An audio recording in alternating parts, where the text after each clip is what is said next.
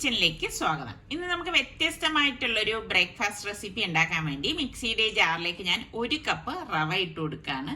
250 ml കപ്പിലാണ് ഞാൻ റവ എടുത്തിരിക്കുന്നത്. ഇതേ കപ്പിൽ തന്നെ 1 കപ്പ് തേങ്ങയും കൂടി ഇട്ട് കൊടുക്കാം. പിന്നെ നമുക്കൊരു 3 ചുവന്നുള്ളി വേണം. അതുപോലെ തന്നെ 1 ടീസ്പൂൺ പെരിഞ്ജീരകവും 1/4 ടീസ്പൂൺ മഞ്ഞൾപ്പൊടിയും പാകത്തിനുള്ള ഉപ്പും കൂടി ഇട്ട് കൊടുക്കണം. ഇനി നമുക്ക് ഇത് ലെവല് കണക്കെ വെള്ളം ഒഴിച്ചു കൊടുക്കണം. കൂടിപ്പോയും ചെയ്യരുത്, കുറഞ്ഞും പോരുത് കേട്ടോ. ഇതിന് മീതെ വെള്ളം നിക്കത്തക്ക രീതിയിൽ നമ്മൾ ഒഴിച്ചു കൊടുത്താൽ മതി. എന്നിട്ട് നമുക്കിതൊന്ന് അടിച്ചെടുക്കാം.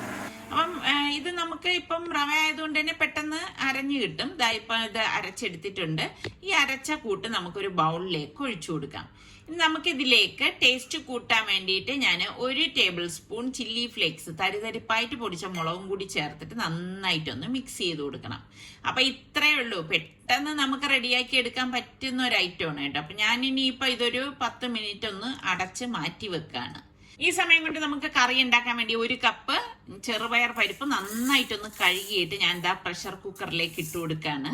അപ്പം വ്യത്യസ്തമായിട്ടുള്ള ഒരു കറി തന്നെയാണിത്. ഇതിലേക്ക് നമുക്ക് 1 പച്ചമുളകും കൂടി ഇതുപോലെ ഒന്ന് കട്ട് ചെയ്തിട്ട് കൊടുക്കാം. അത്യാവശ്യം വലിപ്പമുള്ള പച്ചമുളകാണ് ഞാൻ എടുത്തത്. എന്നിട്ട് നമുക്ക് ഇതിലേക്ക് 2.5 കപ്പ് വെള്ളമാണ് ഞാൻ ഒഴിച്ചു കൊടുക്കുന്നത്. അപ്പം ഇനി ഇതിലേക്ക് നമുക്ക് വേണ്ടത് 1/4 ടീസ്പൂൺ മഞ്ഞൾപ്പൊടിയും പാകത്തിനുള്ള ഉപ്പും കൂടി ഇട്ട് പ്രഷർ കുക്കർ മൂടി വെയിറ്റ് ഇട്ടിട്ട് ഒരു 4 വിസിൽ വരെ ഇതൊന്ന് വേവിച്ചെടുക്കും.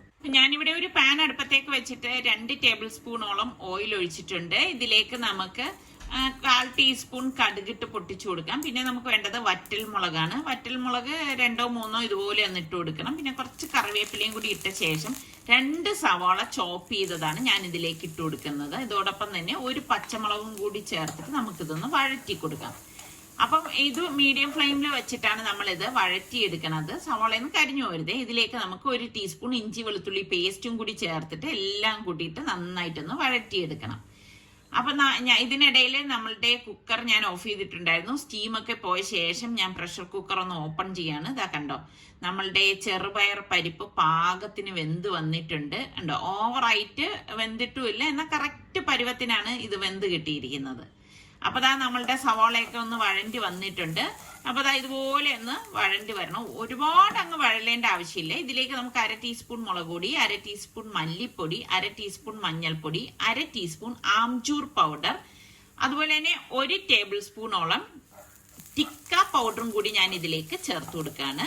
ഒരു വ്യത്യസ്ത ടേസ്റ്റ് കിട്ടാൻ വേണ്ടിയിട്ടാണ്. എന്നിട്ട് നമുക്ക് ഇളക്കി കൊടുത്തിട്ട് 2 തക്കാളി ചോപ്പ് ചെയ്തതും കൂടി ഇതിലേക്ക് ഇട്ട് കൊടുക്കാം. ഇട്ട് കൊടുത്തിട്ട് നമുക്ക് ഇനി ഇതെല്ലാം ചേർത്തിട്ട് ഒന്ന് വഴറ്റി കൊടുക്കണം. അപ്പം വളരെ കുഞ്ഞായിട്ട് തക്കാളി ചേർത്തിരിക്കുന്നതുകൊണ്ട് തന്നെ ഇത് പെട്ടെന്ന് റെഡി ആയി കിട്ടും കേട്ടോ. അപ്പൊ ഇതിപ്പം നല്ലതുപോലെ വഴണ്ട് വന്നിട്ടുണ്ട്. ഈ ഒരു സമയത്ത് നമ്മൾ ഈ വേവിച്ച് വെച്ചിരിക്കുന്ന ചെറുപയർ പരിപ്പില്ല, അത് ആ വെള്ളത്തോടു കൂടി തന്നെ നമ്മൾ ഇതിലേക്ക് ഇട്ട് കൊടുക്കുകയാണ് ചെയ്യണത്. അപ്പൊ അതുകൊണ്ടാണ് നമ്മൾ ആ ഒരു കറക്റ്റ് പരുവത്തിന് വെള്ളം ഒഴിച്ച് വേവിച്ചെടുത്തത്. എന്നിട്ട് നമുക്ക് എല്ലാം ചേർത്തിട്ട് ഇതുപോലെ ഒന്ന് മിക്സ് ചെയ്ത് കൊടുക്കാം. അപ്പൊ ഇനിയിപ്പോ ഈ കറിക്ക് ഒരുപാട് കട്ടി വേണം നിങ്ങൾക്ക് അങ്ങനെ ഉണ്ടെങ്കിൽ കുറച്ച് ചെറുപയർ വെന്തതിൽ നിന്ന് ഒരു 2 ടേബിൾ സ്പൂൺ എടുത്ത് മിക്സിയുടെ ജാറിലിട്ട് അടിച്ചിട്ട് ഇതിലേക്ക് ചേർത്ത് കൊടുക്കുമ്പോൾ കറിക്ക് കുറച്ചുകൂടി ഒരു കൊഴുകൊഴുപ്പ് കിട്ടും. അപ്പൊ ഇതിപ്പം നല്ലതുപോലെ ഞാനൊന്ന് ഇളക്കിയിട്ട് അതൊന്ന് തിളയ്ക്കാൻ വെച്ചിരിക്കുകയാണ്. ഇപ്പൊ കണ്ട തിള വന്നപ്പോഴേക്കും നമുക്ക് കറക്റ്റ് പരുവായിട്ട് കിട്ടിയിട്ടുണ്ട്. അപ്പൊ ഇതാണ് നമ്മളുടെ ടേസ്റ്റി ആയിട്ടുള്ള വെറൈറ്റി കറി എന്ന് പറയുന്നത്. അപ്പൊ ഞാൻ ഇപ്പൊ ഒരു പാൻ അടുപ്പത്തേക്ക് വെച്ചിട്ടുണ്ട്. ഇതിലേക്ക് നമുക്ക് ഓരോ തവി മാവ് ഇതുപോലെ ഒന്ന് കോരി ഒഴിച്ചാണ് ഞാൻ ചുട്ടെടുക്കുന്നത്. അപ്പൊ ഇത് ഉടൻ തന്നെ റെഡിയാവും. അപ്പൊ ഇതിനിടയിൽ ഞാൻ കുറച്ച് നെയ്യും കൂടി ഇതുപോലെ ഒന്ന് ഇട്ട് കൊടുക്കണം. നെയ്യൊക്കെ ഇട്ടിട്ട് എടുക്കുമ്പോൾ നല്ല ടേസ്റ്റ് ആണ്. കുട്ടികൾക്കൊക്കെ എന്തായാലും ഈ ഒരു ഐറ്റം ഇഷ്ടപ്പെടും കേട്ടോ. അപ്പൊ ഒരു സൈഡ് റെഡി ആവുമ്പോൾ പതുക്കെ നമുക്കൊന്ന് മറിച്ചിട്ട് കൊടുക്കണം. അപ്പൊ എളുപ്പമല്ലേ ഇത് ഉണ്ടാക്കിയെടുക്കാനായിട്ട്, അധിക സമയം ഒന്നും വേണ്ട. ഇപ്പൊ നമ്മുടെ വീട്ടിൽ റവ ഇരിപ്പുണ്ടെങ്കിൽ വേറൊന്നും വേണ്ട. എന്തായാലും നിങ്ങൾ ഈ രീതിയിലൊന്ന് ട്രൈ ചെയ്ത് നോക്കിയിട്ട് ഫീഡ്ബാക്ക് കൂടെ തരണേ. അപ്പൊ നമ്മളുടെ ഒരു കുട്ടി റവ ദോശ ഇവിടെ റെഡി ആയിട്ടുണ്ട്. അപ്പൊ അടുത്തത് ഞാൻ ഇതുപോലെ തന്നെ കോരി ഒഴിക്കണം. ഓരോ പ്രാവശ്യം നമ്മൾ കോരി ഒഴിക്കുമ്പം ഇതുപോലെ ഒന്ന് കലക്കിയിട്ട് വേണം കോരി ഒഴിക്കാനുള്ളത്. പിന്നെ നമ്മളുടെ സലു സിമ്പിൾ റെസിപ്പീസ് ചാനലിൽ ഞാൻ ഇതുപോലെയുള്ള വെറൈറ്റി ആയിട്ടുള്ള ഒരുപാട് ദോശകൾ ഇട്ടിട്ടുണ്ട്. അപ്പൊ പലർക്കും അറിയത്തില്ല എനിക്ക് അങ്ങനെ ഒരു ചാനൽ ഉള്ള കാര്യം. അപ്പൊ നിങ്ങൾ എന്തായാലും കണ്ടിട്ടില്ലാത്തവരുണ്ടെങ്കിൽ അതൊന്ന് കണ്ടു നോക്കിയിട്ട് എനിക്ക് അതിന്റെ ഫീഡ്ബാക്ക് കൂടി ഒന്ന് തരണം കേട്ടോ. അപ്പൊ ഞാൻ അടുത്ത ദോശയും ചുട്ടെടുത്തിട്ടുണ്ട്. പിന്നെ ഇത് നമുക്ക് ഇതുപോലെ ഒന്ന് കോരി ഒഴിച്ചൊന്ന് പരത്തിയിട്ടും എടുക്കാം. അത് നിങ്ങളുടെ ഇഷ്ടമാണ് എങ്ങനെ ഏത് രീതിയിൽ എടുക്കണം എന്നുള്ളത്. പരത്തി എടുത്ത ദോശയാണ് ഞാനിപ്പോൾ ഈ എടുത്തിരിക്കുന്നത്. അതിൽ നെയ്യിട്ടെടുക്കുമ്പോൾ നല്ല ടേസ്റ്റാണ്. അപ്പൊ ഇതാണ് നമ്മളുടെ ഇന്നത്തെ അടിപൊളി ബ്രേക്ക്ഫാസ്റ്റ് എന്ന് പറയുന്നത്. അത് നല്ല ടേസ്റ്റ് ആണ് കേട്ടോ. നല്ല നെയ്യൊക്കെ ഇട്ട് എടുത്തിരിക്കുന്നത് കൊണ്ട് തന്നെ നല്ല മണമാണ്. അപ്പൊ ഈ ഒരു കളർ ആയതുകൊണ്ട് തന്നെ പിള്ളേർക്കൊക്കെ കഴിക്കാൻ കൊടുത്തു കഴിഞ്ഞാൽ അവർക്കൊക്കെ എന്തായാലും ഇഷ്ടപ്പെടും. അപ്പൊ നിങ്ങൾ എല്ലാവരും ഒന്ന് ട്രൈ ചെയ്ത് നോക്കിയിട്ട് ഫീഡ്ബാക്ക് കൂടി തരണേ. കഴിഞ്ഞ വീഡിയോയിൽ ഞാൻ പറഞ്ഞിട്ടുണ്ടായിരുന്നല്ലോ ഇന്ന് പോത്തിസിന്റെ ജുവലറിയുടെ ഉദ്ഘാടനമാണെന്നുള്ളത്. അപ്പം നമ്മളെ ക്ഷണിച്ചിട്ടുണ്ടായിരുന്നു. അങ്ങനെ ഇപ്പൊ നമ്മളിതാ അങ്ങോട്ടേക്ക് പോവുകയാണ്. അപ്പം അവിടെ എത്തിയപ്പോഴേക്ക് തന്നെ നല്ല തിരക്കുണ്ടായിരുന്നു. ഇത് നമ്മുടെ തിരുവനന്തപുരത്ത് പോത്തിസ് ഇല്ലേ, പോത്തിസിന്റെ നേരെ ഓപ്പോസിറ്റ് തന്നെയാണ് ഈ സ്വർണ്ണ മഹൽ. ലക്ഷ്മി നിറഞ്ഞ കയ്യടിയോടുകൂടി നമുക്ക് ഈ ഒരു ഇനാഗുറൽ സെറമണി, ഈ ഒരു തിരുവനന്തപുരത്തിന് സ്വന്തമാകുന്ന ഈ ഒരു പൊൻ പ്രതീകത്തിന് നമുക്ക് വെൽക്കം ചെയ്യാം. നല്ലൊരു കയ്യടിയാവാം ഫോർ ദി. ഞങ്ങള് കറക്റ്റ് ടൈമിന് തന്നെ എത്തിയിട്ടുണ്ടായിരുന്നു. അപ്പൊ അവിടെ ഈ ഉദ്ഘാടനത്തിന്റെ ഒരുക്കങ്ങളൊക്കെ നടന്നുകൊണ്ടിരിക്കുകയാണ്. അപ്പം ഇതിന്റെ മുഖ്യ അതിഥി എന്ന് പറയുന്നത് ചലച്ചിത്ര താരം ഐശ്വര്യ ലക്ഷ്മിയാണ്. അപ്പം എനിക്ക് തോന്നുന്നു നമ്മളുടെ ഇവിടെ കേരളത്തിൽ തന്നെ ഏറ്റവും വലിയ ഒരു ജുവലറി ഷോറൂം ആണെന്നാണ് തോന്നുന്നത് കേട്ടോ. 4 നിലകളിലായിട്ടാണ് ഈ ജുവലറി പ്രവർത്തിക്കുന്നത്. എനിക്ക് തോന്നുന്നു നമ്മുടെ തിരുവനന്തപുരത്തുകാർക്ക് ഒരു ചോയ്സും കൂടിയായി. തിരുവനന്തപുരത്തുകാർക്കെന്നല്ല, നമ്മളുടെ കേരളത്തിലുള്ളവർക്ക് തന്നെ നല്ലൊരു എക്സ്പീരിയൻസ് ആയിരിക്കും, നല്ലൊരു ഷോപ്പിംഗ് എക്സ്പീരിയൻസ് ആയിരിക്കും ഇവിടെ വന്നാൽ കിട്ടുന്നതെന്നാണ് തോന്നുന്നത് കേട്ടോ. അപ്പൊ ആ ഉദ്ഘാടനത്തിന്റെ കാര്യങ്ങളിലേക്ക് എത്തിയിരിക്കുകയാണ്. അങ്ങനെ ഞാൻ നേരത്തെ പറഞ്ഞതുപോലെ ഐശ്വര്യ ലക്ഷ്മിയാണ് തിരി കൊളുത്തിയത്. അപ്പോൾ അത് കഴിഞ്ഞിട്ട് ബാക്കിയുള്ള ചടങ്ങുകളൊക്കെ ഉണ്ടായിരുന്നു. അതെല്ലാം കഴിഞ്ഞ ശേഷം പിന്നെ ഷോറൂം വിസിറ്റ് ചെയ്യാനും പിന്നെ പ്രസ് മീറ്റിങ്ങിന് വേണ്ടിയിട്ട് ഇപ്പൊ മുകളിലേക്ക് ഓരോ ഫ്ലോറിലേക്കായിട്ട് പോവുകയാണ്.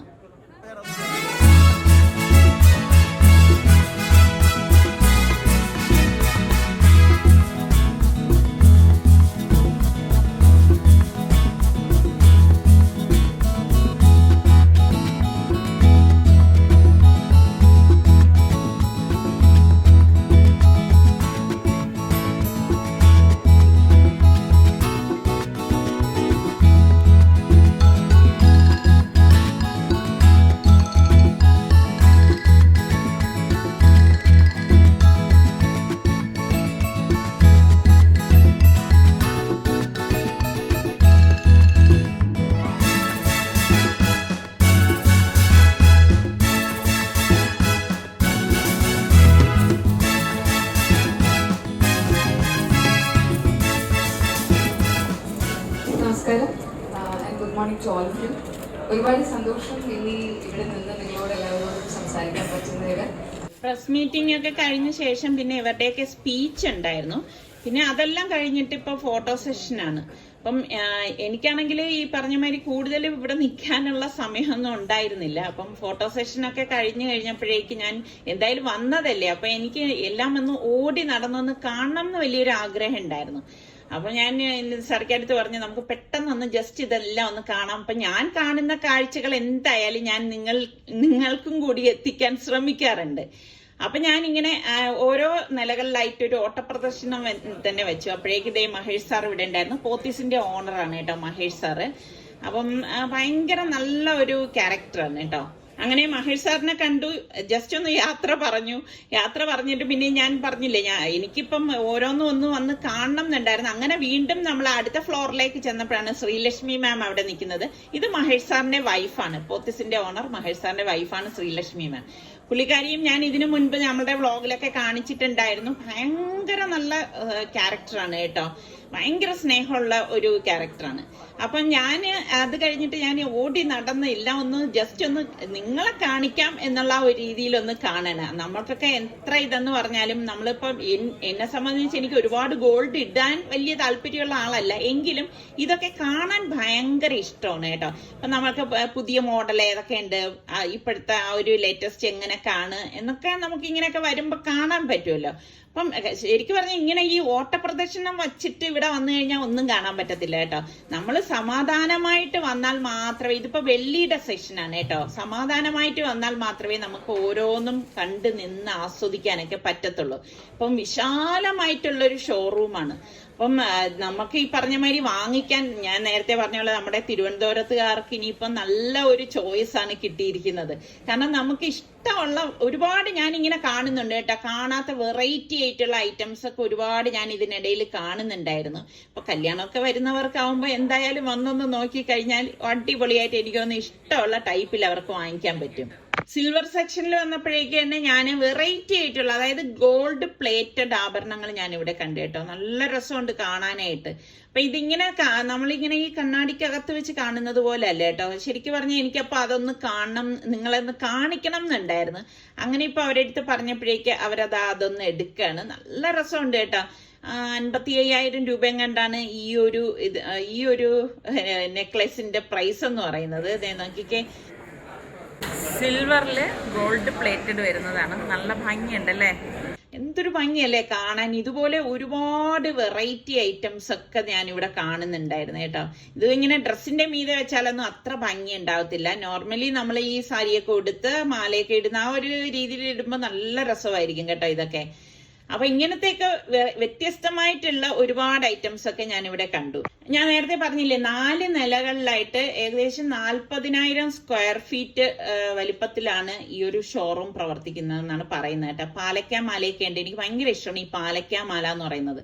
നിങ്ങളുടെ കയ്യിൽ എത്ര പേരുടെ കയ്യിൽ ഈ പാലക്കാ മാലയുണ്ട്? എനിക്ക് ഇഷ്ടമാണെങ്കിലും എന്റെ കയ്യിൽ ഈ പാലക്കാ മാലയൊന്നും ഇല്ല കേട്ടോ. എനിക്ക് ഭയങ്കര ഇഷ്ടമുള്ള ഒരു സംഭവമാണ്. ഈ നിലയിലാണ് ഗോൾഡ് ഉള്ളത്. ഞാൻ നേരത്തെ പറഞ്ഞില്ലേ, പിന്നെ ഡയമണ്ടിന് ഒരു ഫ്ലോർ ഉണ്ട്, അതുപോലെ തന്നെ പ്ലാറ്റിനം, പിന്നെ സിൽവർ. ഇങ്ങനെ ഓരോന്ന് നമുക്ക് ഏതാണോ വേണ്ടത് അപ്പൊ ആ ഒരു ഫ്ലോറിലേക്ക് ചെന്ന് കഴിഞ്ഞാൽ തന്നെ വിശാലമായിട്ട് കിടപ്പുണ്ട്. അതിന് നമ്മളങ്ങ് സെലക്ട് ചെയ്യേ വേണ്ട കേട്ടോ.